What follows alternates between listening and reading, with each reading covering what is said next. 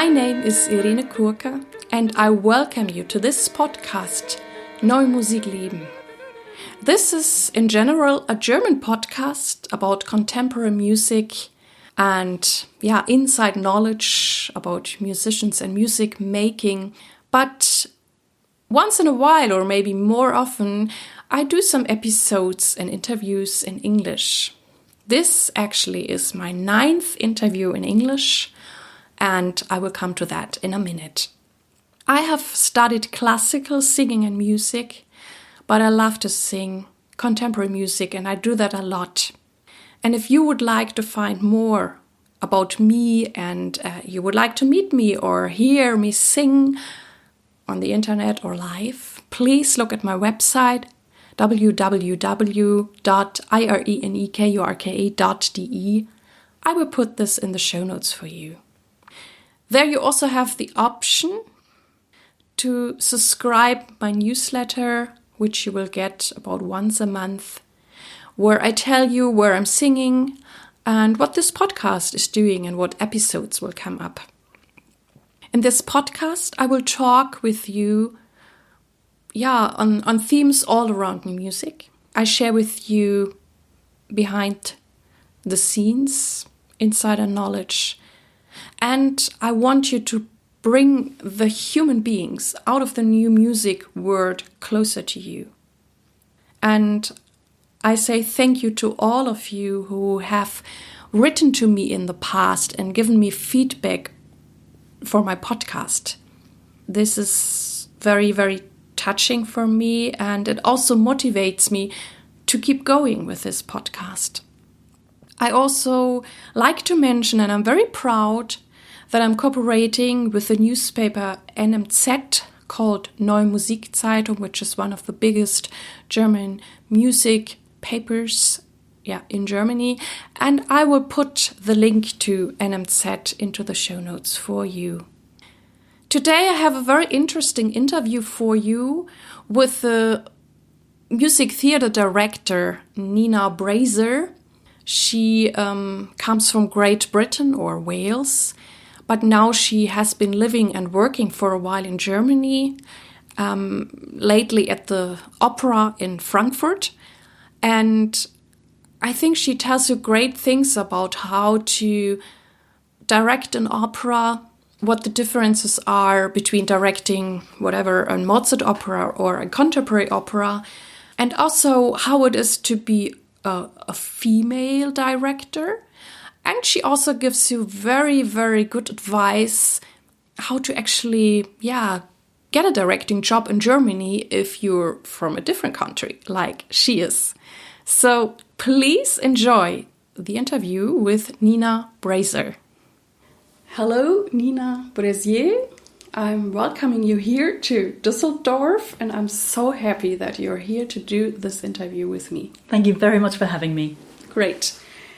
Let's dive right into it and start with the question, how did you find your way into new and experimental music? I was actually very young and very early in my career, and it was the first assisting job in opera that I'd done, and also the first opera I'd ever seen. It was a new contemporary piece that we rehearsed in London by a British composer called Paul Clark. It was directed by John Wright he has a company called Told by an Idiot, which is a very mime-based company, and they're wonderful. And I was brought on as the assistant director. I had never worked in opera before. I'd been only working in the theatre at the time. And that was my very first opera that I experienced. And so I went, sort of dived straight in the deep end and assisted this performance. It was called Arcane, and we went down to the Sherman Theatre in Cardiff and then eventually went to the studio at Sadler's Wells. And it was just like a complete different world for me, because I was brought up in Wales, and we have a lot of music in our lives. In Wales, you're always singing in choruses and singing in assembly, and there's singing at least 3 times a day, and there's competitions and what we call Eisteddfods every single year. So music is really a way of life. But this sort of opera and this sort of new music was something that was completely new to me, and that was my first experience coming in as an assistant director, and my mind was just blown. And since then you did a lot of contemporary music theatre, I assume. Yes, I've done a really big mixture, so it's always been a combination of the classic, but there's always been contemporary work in there. I tended to end up always meeting composers and really getting on very well with them and working very collaboratively. So I worked with a composer and he's also a conductor as well, Tim Burke, and we met at the Royal Opera House in London, where I was observing on a show at the time. That was my sort of introduction to the Royal Opera House in London, and it turned out he was a composer, and we sort of got talking, and then we ended up entering a festival in London of new music, and so we did a double bill of Trouble in Tahiti, and then he wrote a new piece called Spilt Milk, and we've decided that they were, the perfect partners to present at this festival, and that we decided that, the audiences would be interested to come and see Trouble in Tahiti, but then would also be really excited by the new piece, and it just tended to work year by year. Something always came in, and often someone who'd seen my work the year before, or a composer who'd seen my work perhaps the year before at a festival, asked me then to do something the following year. So over the years that kind of built up. So I've worked recently with he's actually a tenor as well, and a composer called Tom Randall. And he wrote a wonderful piece called A Telephone Call, based on the piece by Dorothy Parker, and we presented that in London at the Tete-a-Tete Opera Festival. And then again, another a contemporary music group then saw this piece of work, and then they contacted me about devising a piece of new music, and this was going to be based on Shakespeare's Winter's Tale. And then we devised with 5 actors and 4 musicians, so a harpist, a double bass, a clarinetist and a soprano, and we devised together this sort of completely new way of making music with text and with these musicians, and it was an extraordinary time. And we worked together at Snape Maltings. We did a residency there, and then at the end we had this sort of hour-long reduced version of Winter's Tale that we then presented. And when you prepare yourself for such an opera, is there for you a difference preparing like the Magic of Figaro, which you also have directed already, or a piece of contemporary music? I think sometimes it's much harder with contemporary music because you don't have that real soundscape in your mind of what it's going to sound like. So the piece that I directed most recently was Alex Mills's Dear Mary Stopes, and it was he'd scored it for viola da gamba, cello, electronics, and percussion. And I have this score in front of me, but I can't picture what this is going to sound like. So of course you have the text I had the text as a basis to go on. But in a way it's very, very different, and maybe you'll have a version from the composer, a piano version or something, and that can really help in terms of where it's going melodically. So you have to be very spontaneously when you all come together and you finally hear the music. Yeah, because it can be a good total surprise. Okay. I didn't know what viola da gamba with electronics was going to sound like. I couldn't. It sounds like an interesting combination. It was an amazing combination. Yeah. But I really only heard it for the first time when the musicians were in the room, and thankfully they came very early in the process when we were working on that piece, which was first last summer and then most recently in London. So yes, I think you prepare in a very different way. You have to be almost a lot more open. I think with something like Figaro, you have to have, it's such a long, solid piece. You have to have a real structure and a real plan and exactly how it's going to work, and entrances and exits and interaction, and have everything sort of planned down to the very last detail. But I think with something new, as hopefully you've got enough time to rehearse it, and of course you need the visuals to be clear on what you want, how you want it perhaps to look like, and what you want the world to feel like, but then of course to be open to what these new sounds and... But are you maybe with the contemporary music even more free, because with the Figaro you will be always compared to other Figaros? Yes, there have been so many good ones already out there. Yeah, it's true.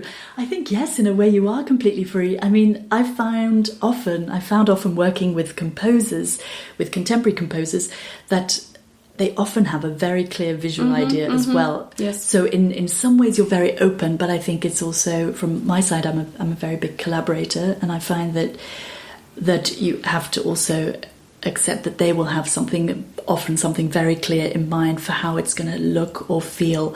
And I think for me, I would always try to take that into consideration. Like there's no point being like in a battle with your composer. Like it has to all work together. So in some ways you're completely wide open and free, and you can make suggestions with everything. And of course it's always a collaboration with the set designer and the costume designer. But in this instance you've got a composer there as well, and I think of them also as being a sort of intrinsic element of that sort of imagination of the piece. So yes, in a way you're free, but you have perhaps another member of the artistic creative team to also be answerable to in a way.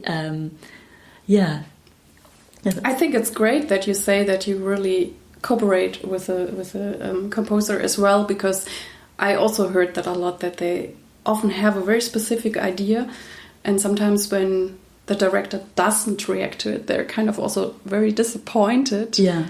And I think for me the main goal probably would really be to collaborate and figure out what would suit both, or really make the a great result.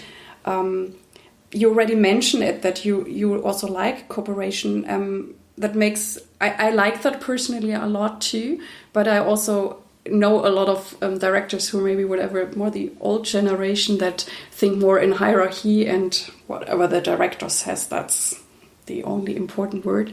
For you it's different, or do you think it's changing already in this world, that people really collaborate more, or where are we going? Do you know, that's a really, really interesting question. I think often in a standard opera house there is always going to be a hierarchy, because you'll have the director and you'll have the assistant directors, and there will also be the people being answerable to the director, and I think that will always be a question. I think in the more experimental world, what I have found is it's often a much more collaborative process. So I think in the old school world of where, for instance, I'm working at Opera Frankfurt, you would expect to have that hierarchy, and the director would always expect that the assistants would defer to them.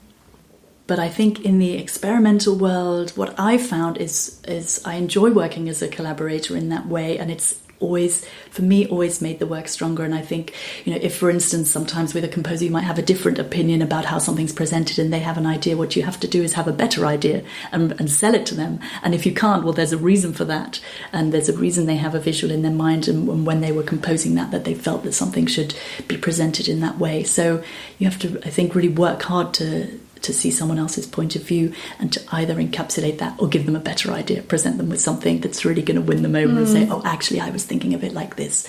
And then you have to persuade them and bring them around. So I think it's different. I think in the classic houses, the feeling, often there are new things that, people are bringing in associate directors and revival directors. Of course, we have a sort of sense of collaboration. And I work very collaboratively with everyone I work with, even with singers when I'm directing a revival, making sure that they have their own voices into the process and they feel like they're able to embody the role in the way that they would have done if they'd been doing the production for the first time. So I think my instinct is a collaborator, but then you always have to have the strength at the end of the day to say, this is going to be the way we're going to do it, not to just always be open and, oh yes, let's do everyone's ideas, and because otherwise there's too many ideas perhaps swimming around. So I think to be able to be open to it, but then to be able to be firm enough to really bed it down, and to make sure that the best ideas come to the top, and that they're the ones that end up in the piece at the end of the day.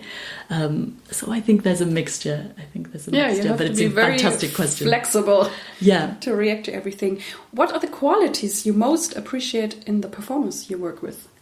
I think imagination always, and adaptability, and being able to respond and be on the ball and respond differently if someone presents you with a different performance, to be able to respond to that naturally and not to be thrown by that. I think it's what I find hard and is if someone's incredibly rigid in the way they work, and then they can't be flexible in the way that they perform, because every performance is different. So I think, so for me, it's having a flexibility and an openness and an ability to respond to other singers, and also to take on new ideas and to bring new ideas to it. It can be very satisfying to work with a singer who does everything right and they do exactly as you say, but you also, of course, want them to bring their own life into it and breathe into the role themselves. So that for me, I think, is important. It's just such a gift when and someone presents their idea of a role, or what, where they feel the role is going, and you can always build on that, or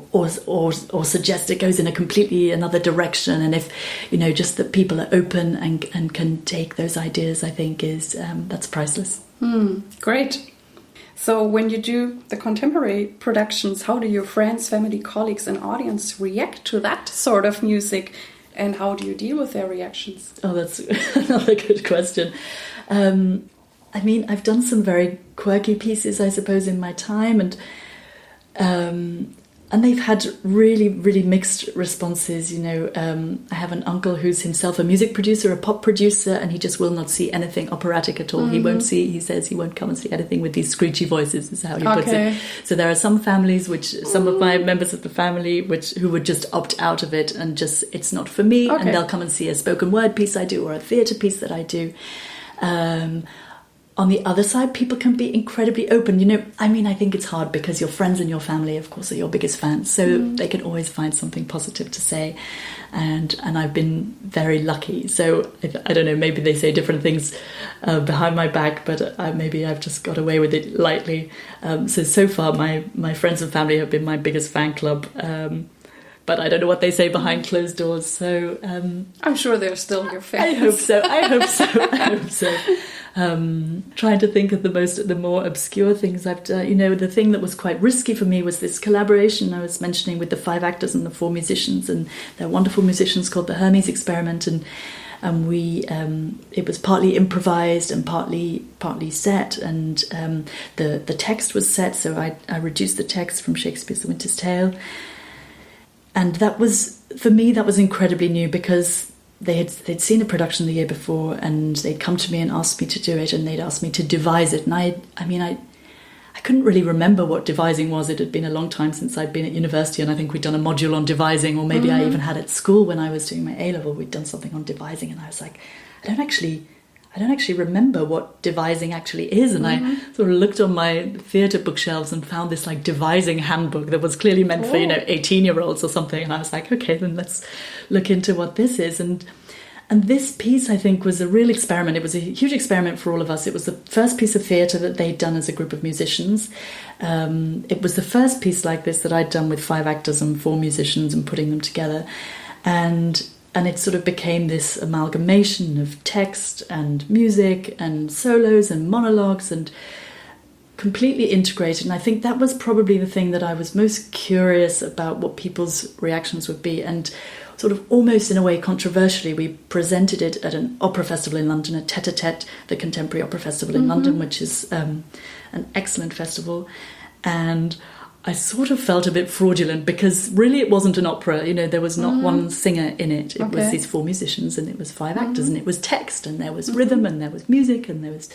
So I think I was quite nervous about being sort of outed for being a fraud in an opera festival. Although, you know, the festival's incredibly open and incredibly experimental, so I'm sure they wouldn't have judged it. But I guess I worried in a way about the press and how they would take it. They would be like, well, it's all very well, but it's not an opera, you know. So that was the thing that I was most nervous about, and it was one of the things that I guess in the end was actually the most successful, and that threw up the most interesting of responses from friends, from family, from critics, from everyone. So it was kind of, you know, a bit of a, you know, baptism of fire of kind of learning how to relearning how to devise, discovering how to devise, you know. Taking the risk, you know, having no idea what people would think of it, and then just, you know, putting it out there and hoping for the best. And we were lucky to get a very positive response. Super.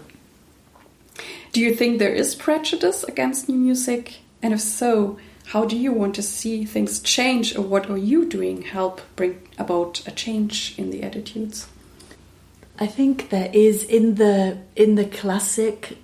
classical music world, I'm sure there is an audience that is prejudiced against new music, because they like to go to the opera house and see their traditional pieces, and perhaps these are just things that they just don't come across. They don't come into their lives. They have their abonnement and they go to the opera. So maybe it's just not something that enters into their world. I think what we need to do is that bigger houses need to take on a role in developing new music and in creating new music, whether that's, you know, of course, perhaps in the first instance in the smaller spaces, and perhaps in the foyers and in the world around their normal operatic sort of repertoire. But I think as opera houses, we have a responsibility, they have a responsibility to bring the thread of new music. I think everyone should be doing that. So I think for me personally, I've always had contemporary music in my life since my adult working life, I suppose. So my way is just to continue to create new operatic pieces, new music pieces. So just to continue and making sure that people enjoy these pieces and have access to these pieces. But I think it needs to be brought about on a bigger scale, and that's to bring in houses that have perhaps those audiences that perhaps they don't actually know they would be interested in these new pieces. So to bring it within the umbrella of a house, within the umbrella of the safe space where people come and have their abonnement, that perhaps they go to the studio space, or even the main stage, even better, do a contemporary opera on the main stage would be, an exceptional idea. It's just the risks. I know it's the risks financially. Of course, it's very difficult. But I think only that way can you introduce a more, let's say, inverted commas, traditional audience to something that's perhaps more alternative. So I think it's a responsibility to every house to bring in a thread of new music in whichever ways they can, in whichever ways they can introduce people to it. So I think the responsibility lies with all of us as individuals or as freelancers, and also with the people running the houses. I think of myself as working within a house, that I would try to campaign for that. You're from Wales. It's true. And you lived for a long time in London, but now you live in Frankfurt, and you actually, have a great position now in Germany. How is it to come to Germany to get work here as a director, and what would you suggest other young directors who maybe want to do the same? Yeah, it's tough. I would say the German language is incredibly difficult. You notice I'm not speaking it today. So I would say first learn the language. That is your big stepping stone in. I would say that's the first and absolutely the most important thing, because without the language, there's a huge barrier, not only talking with administration, with creative teams, if you're going to come in and assist someone. So I would say that's the very first step. And you can do that in London, you can do that in a Goethe Institute, around the world, everywhere. You can do it online, you can do it with Duolingo. There are no barriers to learning a language. There's a lot of practice involved. So I would say the language is the first step. I would say you can always write to a house and ask to be what we would call an observer in the UK, which is what I did when I came to Germany. I was a Hospitantin, so the equivalent of an observer. Okay. And I did that first in Opera Frankfurt about 4 years ago. 3.5 years ago. And that's definitely an excellent introduction to a company, because you can work, you can observe, you can see how the team works, you can learn, you can develop your language skills while you're there. So of course, I guess I can only give the tips that I had. I'm sure certainly, there are much better ways. You became successful, so the tips are good. So I would say the language is the first barrier. So overcome that, or start overcoming that as quickly as you can. And the second instance, and if not every opera house will advertise a job as a hospitant or a hospitantin, you look at your own schedule, look at the time that you're available, see which house you'd like to go to, what their schedule is, which opera you're most interested in, which director you want to observe. Write to the person. You can find access to their email online, find the right person to write to, and ask them if they would be open to having an observer. I think that's definitely a way in. The house gets to meet you, and for me, that directly got me my job in Frankfurt. So there was no real in between steps. Of course, you have to then prove that you're doing a good job and that you're competent, and and it's not to necessarily say that everyone will walk into a job, but I think it's an excellent start, and you'll learn the German system, which is completely different to the British system. The way the houses run, the way the rehearsals are run, the way the technical schedule is run. The language, of course, is completely different. So I would say coming in as an observer, you could do that depending on what your financial situation is like. You could do that more than once. If you want to do it on a compressed time scale, come in for a revival, 2.5 weeks, you'll be done. So I would say combine that with doing a language course. being an observer, that would be my first sort of top tips to start. Or else get yourself an excellent agent who has brilliant contacts. I don't have those things, but I think that would be a great start. There's a fantastic site called Bühnenjobs here in Germany, and you can sometimes see these positions advertised, but I would say just cold call, because not every production will have a Hospitantin. In fact, they rarely do. We're always like really excited and relieved if we discover that we have an observer on our team, or a Hospitant or a Hospitantin. So I would say be bold, ask for what you want, ask to observe the director you want to observe, the timescale that you want, be really specific, and asking is free. Write in German. Very cool. That too. You're a woman director. Do you think the differences between women directors and men directors, and how did you experience it in your experience? That's a great question. I think sometimes there can be differences and sometimes there can't. I've known very strong, very forthright female and male directors, and I've known much more collaborative male and female directors as well. I think you often find yourself as a woman feeling like you have to prove yourself in the rehearsal room, and feeling like you have to push a little bit harder to get your opinion heard, or you have to fight a little bit harder perhaps with the administration to get your thoughts across and your wishes and your wants. And I think often people aren't necessarily used to a woman standing up for what she needs and for what she believes in a way that if a man says the same thing, suddenly things will begin to happen. So I think as a woman, I can't speak for all women, of course, but I feel we have to fight a little bit harder to make ourselves heard. And I think that comes from us. I think we as women, or sort of myself, me as a woman, there's this word entitlement, and I think we're not used to always having our voices heard. And I think that's something that we need to get used to, and we need to push forward for. And it's not always natural for us to push ourselves forward and our ideas forward. So I think for women in the opera world, you sometimes feel you have to like push a bit harder, or shout a bit louder, or become the person that perhaps you aren't naturally enable you to have your voice heard within a world which unfortunately is very used to hearing a male voice. So I think we have to work harder.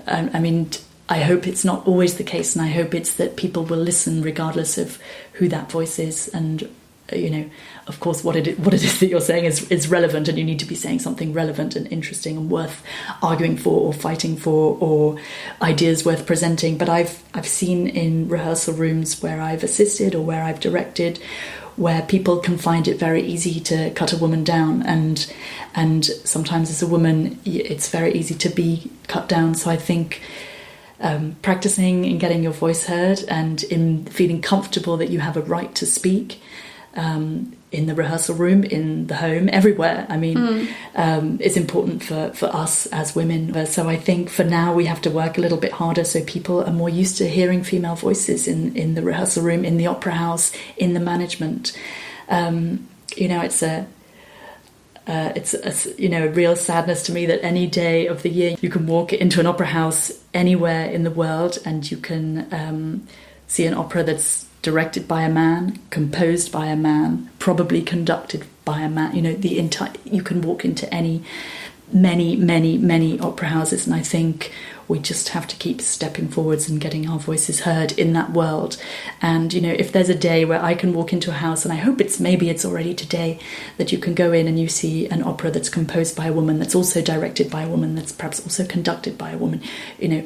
It's when has that happened? I've not seen one of those operas in my life ever. And I would love to. Yeah, that would be great. I mean, that what you are telling me, I also heard that, especially with women conductor, you already mentioned them too. I already had 2 in my podcast, and they also said they have to be a little bit stronger in those leading positions, and they also have the quality that they also think they're more collaborative, and sometimes when they're very friendly and collaborative, that even sometimes like the intendant said to them, well, you have to be more strong, and they're like, no, but that's me, and I want to treat the people like that. And so I find that very interesting, because I really think, I'm a woman myself, that we also have very great qualities, and I think it's great if we can bring them into whatever workplace we are at, and that eventually we have a place that those good male qualities and female qualities are equal and really equally celebrated, can really enrich whatever we do. So when you come in as a young director, and I mean, I assume sometimes you also probably have maybe very experienced or even famous singers.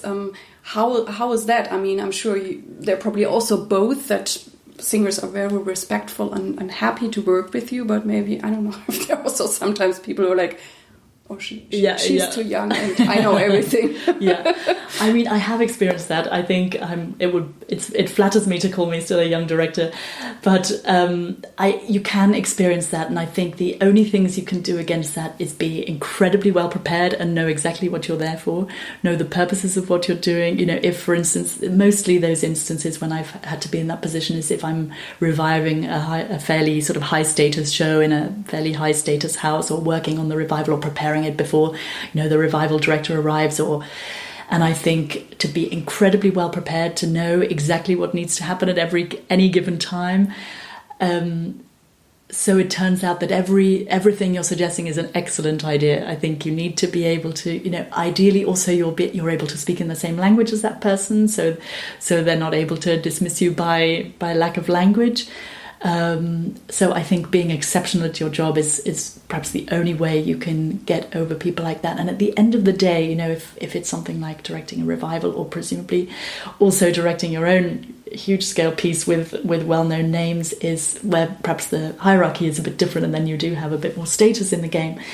But I think to get to know them, to make them like you, which of course, again, another female trait, because I think people will accept more from someone that they like. And at the end of the day, they also need you. They need you to help negotiate them around this stage, and what their feelings are, what their intentions are, what the interactions are going to be. So it can be difficult. And I think, I don't only speak for myself, but we've all been, or I've certainly been, in a rehearsal room where you can just see this sort of sweeping dismissal in someone's eyes, where you realise that someone's just made a decision about you, and there's almost nothing you can do about it. And I think in that instance, just being incredibly well prepared and just doing your job incredibly well is the only thing that you can. And then over time, you prove yourself. But it's a tough world, and you have to be good. That sounds like a plan. Yeah. I actually I've seen a very interesting opera production years ago. I was studying at Southern Methodist University in Dallas, Texas, and I went to the Dallas Opera a lot. We got tickets for that, and there was one production I will never forget. And it was not even a young director, but it was. I mean, the States are quite conservative in their productions, and they had a more like modern director. And this director, it was Elektra. Mm-hmm. I have then seen the production, which was very unique, but since the music is so great, I didn't care. But what happened was, there was this very modern director, and he kind of decided to put the whole Elektra story in a Nazi camp. Wow. And he also had then the outfits for that, and a lot of uniforms. And they had a Elektra who was some whatever, I didn't know her, but whatever, she was some big known diva in the States. Uh-huh. And when she showed up to the rehearsals, she was shocked, and she was really like, I'm not going to do this. And she went up to the intendant, and she's like, either he or me, I'm not doing this. Wow. And which way did they go? They actually went with the singer. No. Yes. But the interesting thing was, when I saw the production, and that was the picture I will never forget, half of the stage, because I think they had then a little bit of time left, but not a lot. Half of the stage was the camp, the Nazi camp, but then they put like a Greek, what do you say, the head? Uh-huh. Like a mask, a Greek mask? Yeah, something like that. They put that in the front, so that was more like Greek mythology thing. Yeah. And the women, they had like kind of old-fashioned dress, and the men all had those uniforms. So you had a concept that didn't work at all anymore because you had the leftovers of the modern production and then the whatever other elements that the soprano and says. A new director, so they'd sacked that director. Yes, and got somebody else new. kind of finished it up, and it was the weirdest production I've ever seen because nothing fit. And then I often just closed my eyes because, I mean, the music was great, the singing was great, but it was really weird. Yeah, that sounds peculiar. I think they should have kept their original concept. I mean, it sounds fascinating. Yes, but I don't know. The soprano won. Yeah, I guess the director was more fireable in that instance. Obviously, yeah. Unfortunately. I mean, that would have cost them a lot of money. I guess either way. Probably. No, sure. Because you would have to fire the whole team, not just the... I don't know how they really worked it out. I mean, it was like a big story then in Dallas, so we already knew before we went into the show that something weird would happen on stage. But we didn't know what the result would be, and then we were like, okay, it's like 2 production in one or something. Yeah. So now we want to talk about time management. You do lots of great things during the day, lots of different things. And how do you do that? And is there any advice you would give to us?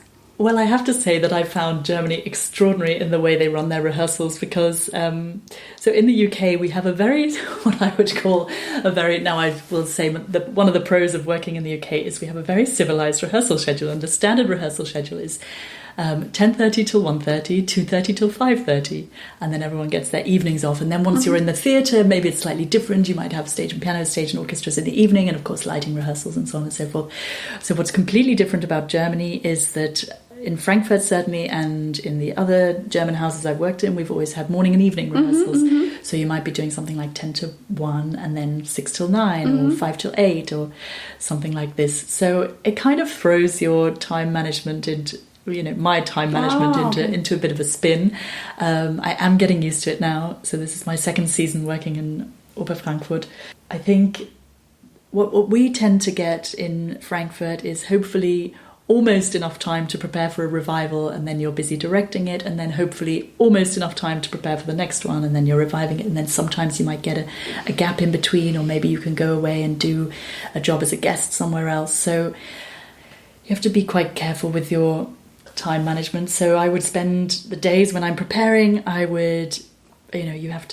so these are generally the productions that I've revived have not so far been productions that I worked on the first time, so I have to learn them from scratch. So I'm probably grappling with 1 or 2 Regiebuchs, so the director's books, and then maybe 1 or 2 DVD versions, maybe a more detailed version, and then maybe a more sort of wide shot.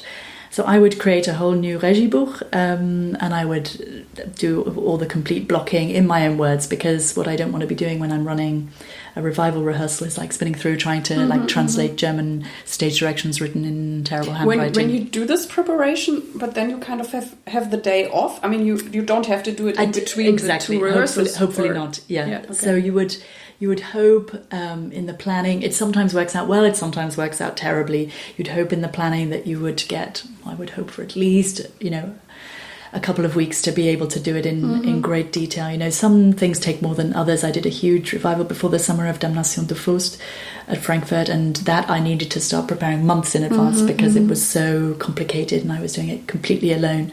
And it had choreography, and it had huge different scenes and actors, and of course all the chorus on the stage almost all the time, and that kind of thing. Some things are more relatively straightforward. So this revival of Krenek's Drei Kurzopern that I've just opened at Oper Frankfurt, it was much more straightforward, so it would take me a lot less time. And of course, but then you also have to, ideally have an excellent translation of it if you don't understand every single word. So I would hope to, spend time on the translation, spend time making my book perfect, so I could completely understand every single move and every single motivation for what's going on. I would hope to do that at least for a couple of weeks before starting a rehearsal. It doesn't always work out that way. Sometimes you have to cram. I think there was some times last year I had just a week, and you have to really, push it and do it 11-hour days or really work through. And then you might have a rest in between where you're able to kind of recover and then get ready for the next round. But I think what's different about working in Germany is that you're you're often alone. So in London or in the UK in general, even if you were a revival director, you would always have an assistant. Maybe just one because it's a revival, but you would always have an assistant, whereas in Germany you don't. Okay. And in Germany also in the rehearsal room you don't have a stage manager, which you would always have in the UK. Oh, okay. So in the houses that I've so far worked in, so maybe you would have, someone from props might set up before the rehearsal or sort it out after the rehearsal, but in the rehearsal room you're by yourself. So you're not only kind of, in a way, you have to prepare in many more layers because you're not just thinking about the director's job, you're thinking about actually what would the stage manager have to be doing, how will the props be, so you need to have a much deeper understanding because you're not necessarily going to walk in there and everything's going to be ready. You might have to set things up yourself. So it takes a kind of level of detail that perhaps we might not have to have in the UK, just in terms of you're doing the equivalent of maybe 5 people's jobs. You have to have a great overview. I mean, that sounds like incredible. Yeah. And for instance, like in the German houses, I would always have to cue on the singers. If they don't know their cues already, you would have to be cueing them on, which would always in the UK be done by stage management. So in your score, you're looking for all the different elements, the entrances, the scene changes, all the aspects of what happens with props on stage. So everything to detail, because there's going to be nobody doing that for you. So I mean, I'm not really talking about time management anymore. I'm just sort of talking about the complexities of it. But that's also very interesting. But it just means you have to cram a lot in those preparation weeks. You really have to cram a lot in, and then sometimes you just need to take some time out to recover from it. So just in the last days since we opened Kreneg on Friday, and then I just completely took the whole weekend off and just took some downtime because great. Yeah, I think you have to. I had a bit of a struggle before the summer after when I was opening the Damnation, where I, physically it was just too much. So now I just have to make sure I get at least one clear day off a week, and just to be really careful with your time because our bodies also have their boundaries, and they will tell us. Yes, that's very important. What are you thankful for today? I'm thankful for being able to do a job that I love and to work with incredible artists. I'm thankful for being able to work in a language that's not my own. I think it's a great, great privilege to have the resources and the ability to be able to learn a new language and communicate in a new language. So I'm very, very thankful for that. Who or what has played the greatest role in shaping you, and what inspires you? I think the greatest role in shaping me, I would have to say, going to school in Wales. There's an incredible musicality about it, and there's music in your everyday life. I think I mentioned this right at the beginning, but I think it just somehow is then always in your blood because it's always there. You're used to it every day. We would sing in assembly, and we would have these competitions, these Eisteddfods, and you're singing as a group, and you're singing as an individual, and you're singing in a choir, and you're on stage, and you're here, and you're there, and you're in a musical, and you're this and that and the other. And I think that is something that, I mean, I guess Wales is known for it, but I think that's something that really meant music was somehow in my heart. My father's also a musician, but I think that growing up around music all the time is something that definitely stayed with me, even though, I went on to study theatre first of all. It was sort of the music that came back. And I suppose for me, part of what I do is being able to move people, because I think that's what music can really do. We can really move people by what they see and what they hear in the world of opera, in the world of music, in the world of drama, and if I'm able to move people with music, then I guess I'm happy. Well, it's great that you have yourself such an understanding of music. I'm not sure if all opera directors have that. I mean, I'm sure if all opera directors could give the entrances, like if you can do that, I mean, sounds like you're very able and the very terrible musical. Role of the assistant director or the revival director. What does it mean for you to be true to yourself or authentic in this music business, and how do you keep true to yourself? I think by being true to myself and my personality and in the work that I do, and presenting myself, even though I was talking earlier about sometimes having to just push yourself a little bit further or to speak a little bit louder, or you have the feeling that you have to always bring your true self into everything that you're doing, and to share that true self with other people. I think that for me would be my way of being authentic. And I think I try not to, I'm probably a terrible sort of networker and that sort of thing, but I think to be truly yourself, you will then gain real friends and real colleagues and real relationships, and create real relationships on the stage. And I think you can only really create that truth by being your very true self. And I hope that's what I would bring, and that would be my authenticity card to play. Wonderful. What does success mean for you? To be honest, I don't know yet what success would look like for me. I definitely feel like I haven't got there yet, whatever this, elusive success feeling is. I do feel very lucky that I'm able to work with the people that I work with, and I'm able to work with the musicians that I work with, the singers that I work with, that I'm able to work in this incredible craft of opera and theatre. And I'm not yet certain what success is like, but perhaps that's because I haven't met it yet. Very interesting answer. What drives you forward, and do you have a vision? I think I always have the hunger to create work and to create new work. I think I always have a desire to work with people and to be surrounded by friends and colleagues and to bring ideas forward together. So I think that definitely drives me, is the feeling of working together as a group and having a common goal. I would say vision. I tend to have visions when in sort of specific productions. So Mm-hmm. I would pull a vision together for a new production, or that I was developing with a set designer and a costume designer. So in that instance, I would say I have a vision on a sort of per show basis, or sometimes I often get sort of inspired visually by art exhibitions and in museums, just by shapes and visuals and visions. I would say I get to do with particular shows and particular operas and particular pieces I would develop. I would say I don't have sort of an overall vision for life or answers for life. I wish I did. And you have to tell me if you have one you can share with me. I heard a vision you have. I mean, we talked about it, that we wish that there will be, how did you say? You want to walk into the opera house? Yes, that's true. With a production, with a woman composer, a woman conductor, and a woman director. I mean, so I think that would be my vision for sure. A great vision. Let's go back to that vision. That's a much better answer. But vision can be anything. But I like that. So that's a good one to go back to. Let's keep it. Yeah, we are actually at the last question. Mm-hmm.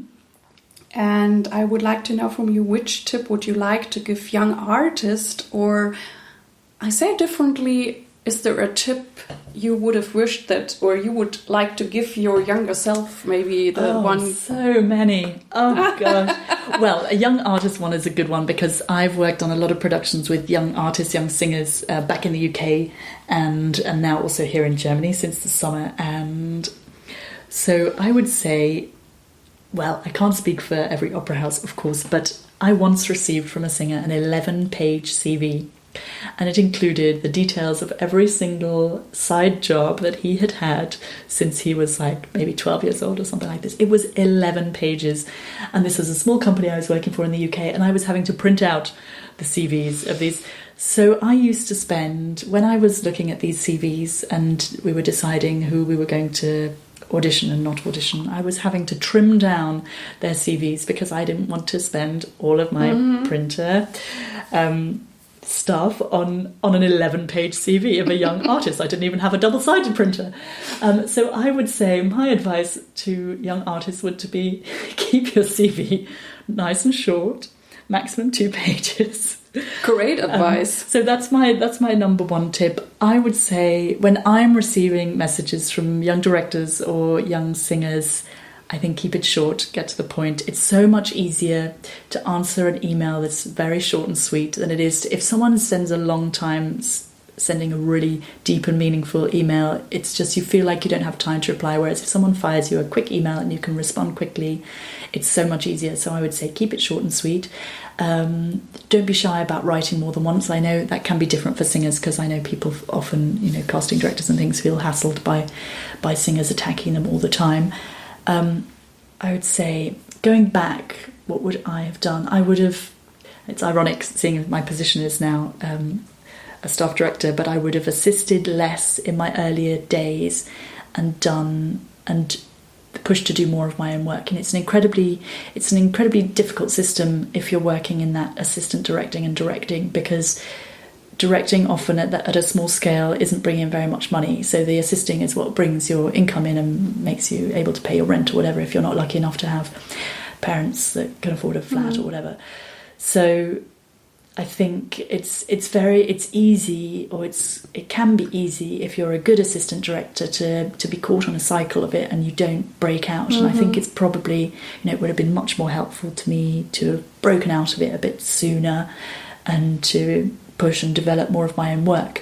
I wasn't financially independent enough to do that, but I think that would have been a wish at that point, just to keep pushing to do more of your own work as early as possible. And if you don't want to be a career assistant director, don't try not to get caught in that loop, even though it's very difficult, and keep pushing to do that work on the side. Or often I was assisting and then directing shows at weekends and between rehearsals and after rehearsals and all that kind of thing. So do push to have your very own output. I think can be feel like a bit of a sharp piece of advice, but the other thing I would say is that look out for yourself, because often if you're working perhaps for a company that you've been very loyal to for a long time, they're not necessarily going to give back to you. You're one of many assistants. So be careful of your own journey and what you choose for yourself, because nobody's looking after your career for you, and unless hopefully you've got a nice agent, in which case fantastic. But look after yourself, look after where you're going, be very clear about what you want. Asking's always free, and don't be afraid of asking for what you want. These are all things that I did not do, and which I wish I had done as a younger director. So I think stay on your path.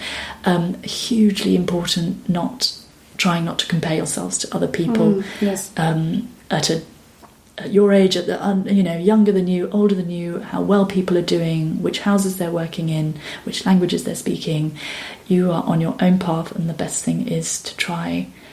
I think it can be really helpful and really interesting to know what other people are doing, and thinking, actually, if you feel strongly about a person doing something, why is it you feel strongly about that? And would you like to be doing something like that? In which case, do something about doing something like that. Don't just sort of curdle in your feelings of anxiety about people doing better than you. It's absolutely crippling. I think as an artist, don't do it to yourself. We've all been there, I'm sure. But look out for yourself, look after yourself, and also my final thing might be to try to do something outside this world that keeps it in perspective. So I think in this day and age of Instagram and Twitter and self-promotion, we all, to a certain extent, most of us participate in it or have a role in it. And I think we can actually become quite self-absorbed and self-obsessed, and the roles that we're playing, whether that's director, whatever role you're playing in a production, how important the production is, whatever the status is. And I think try to have something else in your life that puts things in perspective. It is, at the end of the day, it's only opera, as a dear stage manager once used to say when everything was in a sort of catastrophic state. It's only opera. And just to remind you, so if there's something you can do outside of opera that's looking to the outside world and thinking about other people and not having that sort of terribly inward look that we seem to need to have in this day and age, I would say just to keep life in perspective. Well, thank you very much. Those are great tips. And also that you gave us so much insight actually about the directing world and directing path. I'm sure that people who also want to go into this profession can take a lot out of it. And obviously other things are also relevant to everybody. And I thank you so much that you have been here to my place in Düsseldorf, and that you have been so open to us. And I wish you all the luck with all your upcoming productions. And I will, as always, put all the informations about you and your website into the show notes. And big thank you to you. Thank you so much. It was my great pleasure to be here. Thank you. This was the interview with Nina Brazier. And I really hope that there was a lot for you in it, that it inspired you. And I welcome you to write to me through email or Facebook.